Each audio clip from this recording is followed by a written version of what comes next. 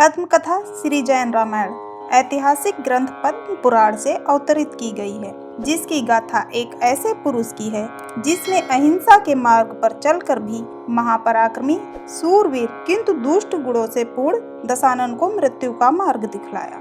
पद्म कथा के मुख्य पात्रों में पद्म, जिनकी समानता श्री राम से, और दशानन, जिसकी समानता रावण से करते हैं, उनके बीच के असमंजस के द्वंद्व की है। जहाँ दशानन, जिसे दशग्रीव के नाम से भी जाना जाता था, उसने पृथ्वी पर विराजमान अहिलंकापुर में अपना शासन जमा रखा था। उसकी पत्नी मंदोदरी रूपों में रूपवती, तीक्ष्ण बुद्धि वाली थी। दशानन भी किसी महायोद्धा से कम नहीं था। उसके अंदर विद्यमान गुण जैसे सहनशीलता, सूरवीरता, बुद्धिमत्ता, कर्तव्यों का निर्वहन करने वाले आदि प्रकार के थे।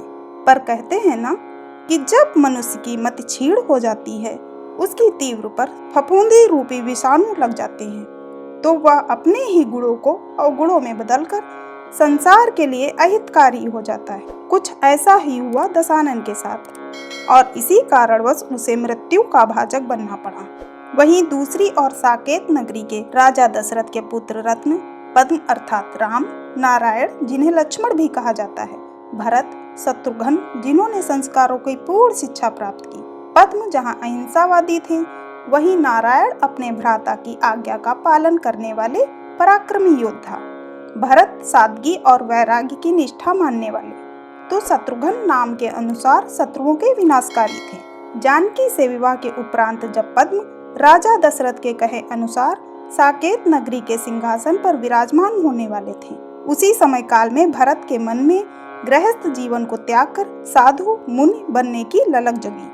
पुत्र के ऐसे ही युवावस्था में सन्यासी बनने की बात सुन माता कैकेयी कोप में आ गई। माता कैकेयी को कोप से बाहर निकालने और छोटे भाई भरत को सन्यासी बनने से रोकने हेतु पद्म ने उपाय ढूंढा। उपाय स्वरूप उन्हें ज्ञात हुआ कि यदि किसी मनुष्य को 14 वर्ष के लिए राजकाज सौंप दिया जाए तो उसकी मनोस्थिति बदल जाती है।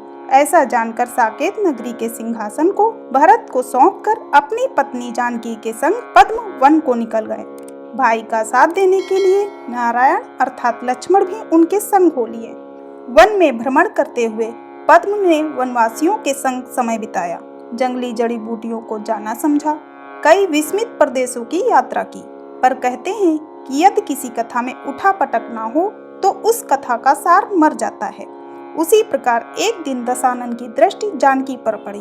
वो जानकी पर मोहित हो गया, जबकि उसने ऋषि मुनियों को वचन दिया था कि वो पराई स्त्री को उसकी इच्छा के विरुद्ध कभी नहीं छुएगा।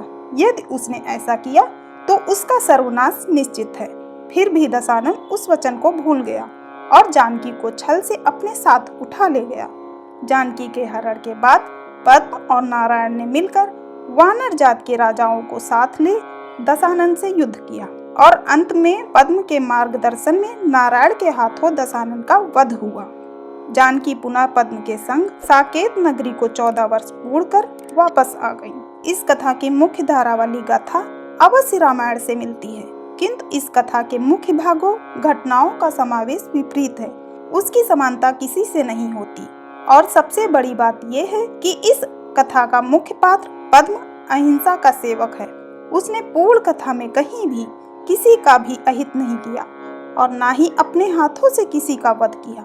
दूसरी इस कथा की मुख्य बात यह है कि दशानन जो रावण की भांति ही था, किंतु उसके 10 सर नहीं, अपितु वह 10 गुणों और अवगुणों का समावेशक था, इसीलिए उसे दशानन कहा गया। पद्म कथा पद्म पुराण के अनुसार पूर्ण रूप लेते हुए जन जन में अहिंसा के मार्ग पर चलते हुए कठिन से कठिन परिस्थितियों से गुजरते हुए सत्यता की जीत को दर्शाती है। पद्म पुराण से अवतरित की गई कथा यहीं समाप्त होती है।